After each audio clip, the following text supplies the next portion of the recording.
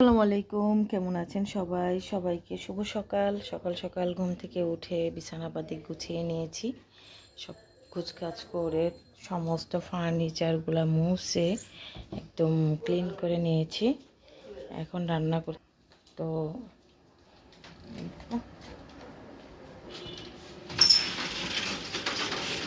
সুন্দর রোদ উঠছে। আমি আমার এই গাছগুলোতে পানি দিব আজকে।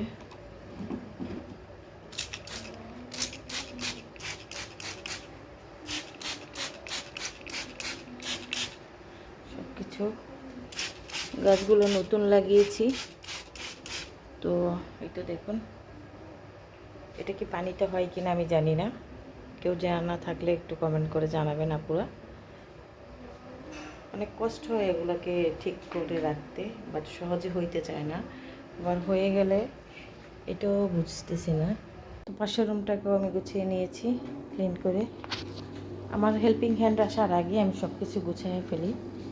সব কিছু বের করে, সবজি সমস্ত কিছু বের করে কেটে কুটে একদম পরিষ্কার করে নেই। এই তো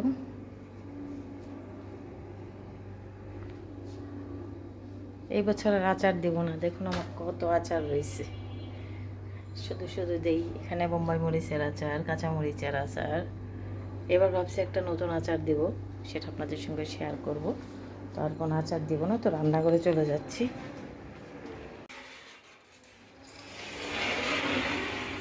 কী কী রান্না করব সেইগুলোই আজকে। সবজি নিয়েছি, অবশ্যই সবজি খাবো। এটা আমি এই যে এখানে শাক নিয়েছি, লাউ শাক, আলু কেটে নিয়েছি। এটার সঙ্গে যে আমার গাছে হয়েছিল বেগুনগুলো, এগুলো কেটে দিব। এই আমলকিটা হচ্ছে আমার জুস, সপ্তাহে 3 বার খাই চুলের জন্য। গ্যাস নাই চুলায়, কারেন্টের চুলায় রান্না বসি। এই নিয়ে নিয়েছি, কেটে নেব। গুঁড়া চিংড়ি, এটা দিয়ে একটা রেসিপি করব। এটা গরুর কলিজা না গুড়দা মনে হয় বলে, আচ্ছা যাই হোক। এটা একটা শুটকি দিয়ে আমি সবজিটা রান্না করব। ধনিয়া পাতা, কাঁচামরিচ, লাল শাক। 3-4 দিন অনেক অসুস্থ ছিলাম, রান্নাতে আজকে আবার একটু বেশি করে রান্না করে রাখবো।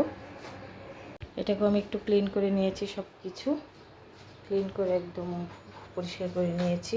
তো কী কী রান্না করি সেটি আপনাদের সঙ্গে একটু একটু করে শেয়ার করব। তো ভিডিওটা দেখতে থাকুন। এটা দেখুন আমার কাছে কত সুন্দর কলমি শাক হয়েছে, আবার এগুলো তুলে নিব আজকে। একটা একটু করে তুলতেছি, বিসমিল্লাহ। ছোট বাগানে হারভেস্ট করতেছি, মজাই লাগে। শাকটাকেও চিনি না, এটা হচ্ছে একটা ঔষধি শাক। ছোটোকালে আমরা এটা দিয়ে খেলা করতাম। এটা হচ্ছে, এটা এই যে এখন জুই পরিমাণ আছে, এটা জুস করে খেলে অনেক উপকার হয়। রেখে দিয়েছি, যখন ভালো লাগে একদিন তুলে রান্না করব। করলা গাছ হয়েছে মাশাআল্লাহ। এই গাছটা থেকে বেগুন নিয়েছিলাম,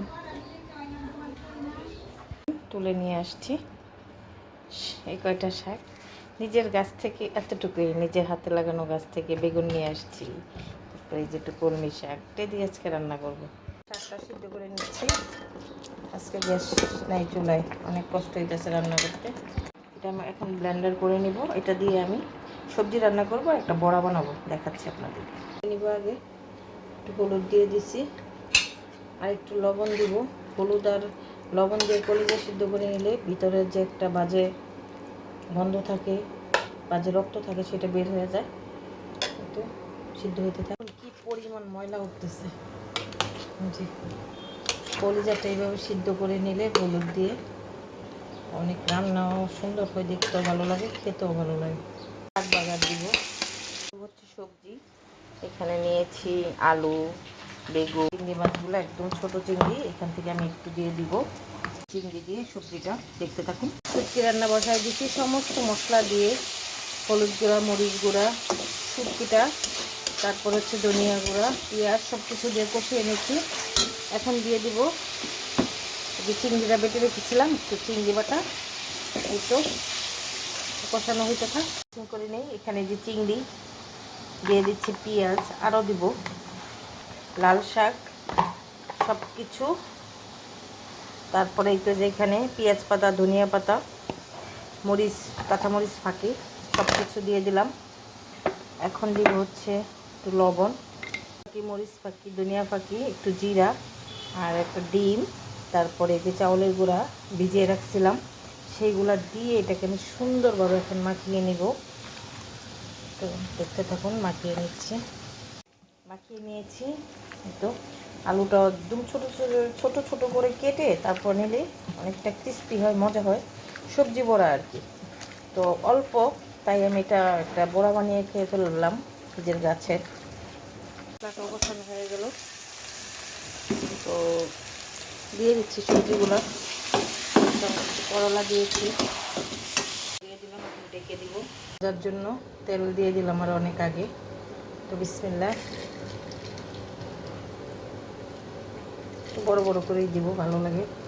বড় বড় করে দিয়ে পাতলা করে দিলে ভালো লাগে। উল্টিয়ে দিই। বিসমিল্লাহ, একটু পরে উল্টাইলেও হয়তো।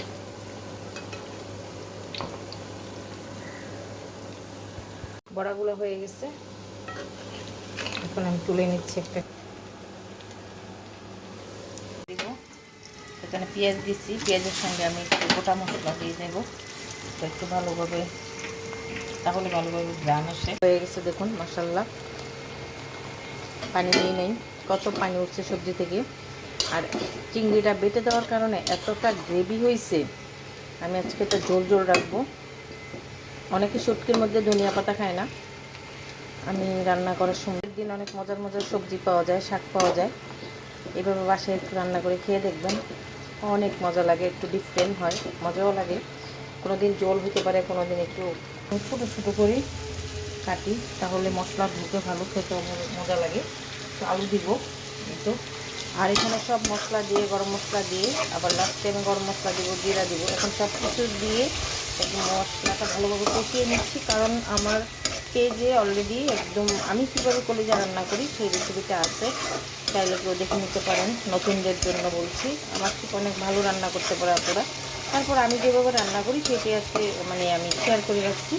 তো শেয়ার কিছু না, অংশ বিশেষগুলো। গরুর কলিজা রান্নার জন্য মশলা কষানো হচ্ছে। এই তো আলু, কলিজা সব কষানো হয়ে গেছে। এখন দিয়ে দিচ্ছি কাঁচামরিচ।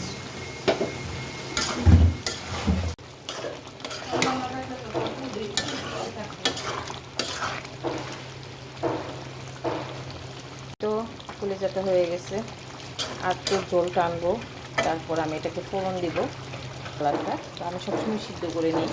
দিয়ে দিচ্ছি গরম মশলার গুঁড়া,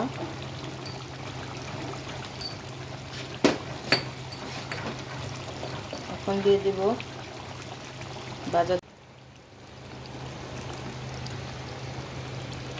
দেখুন তো দর্শক, কত সুন্দর হয়েছে, মাশাআল্লাহ। কলিজায় ফোড়ন দিব, দিয়ে দিচ্ছি জিরা আস্ত, হয়ে গেছে, ফোড়ন দিয়ে দিলাম। তো ফোড়নটা দিয়ে করেন, কমেন্ট করে জানাবেন। মজার সবজি শুটকি, সঙ্গে একটু জলপাই দিয়েছিলাম, স্বাদের উপরে স্বাদ। এই তো লাল শাক ভাজি, কলিজা ভুনা, সেই সবজি বড়া, চিংড়ি মাছ দিয়ে মজার সালাদ, এই তো সাদা ভাত। তো আজকে আমার রান্নাগুলো কেমন লাগলো, আজকের ব্লগটা আপনাদের কেমন লাগলো, অবশ্যই একটা কমেন্ট করে জানাবেন। ভালো লাগলে একটু লাইক দিবেন, শেয়ার করবেন, পাশে থাকবেন। সবাই ভালো থাকবেন। আগামী ব্লগ দেখার আমন্ত্রণ জানিয়ে শেষ করছি। আল্লাহ হাফেজ, আসসালামু আলাইকুম।